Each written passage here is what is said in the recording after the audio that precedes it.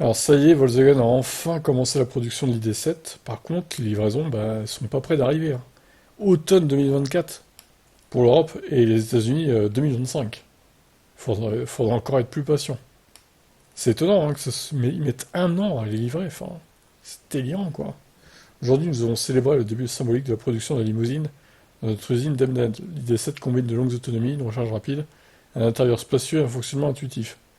De son côté, Thomas Schaeffer, le PDG, a indiqué: l'ID7 est une voiture de pointe produite par une équipe de pointe.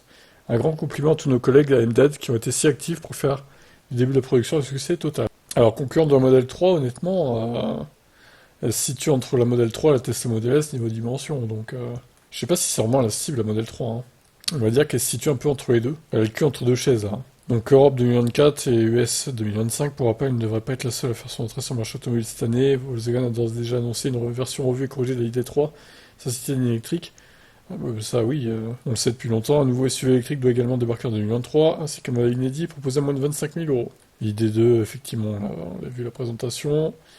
Et l'ID7, donc 286 chevaux, 77 kWh de batterie, 614 km d'autonomie. Ok, bon bah à voir ce que ça donnera cette voiture. Je vous laisse commenter.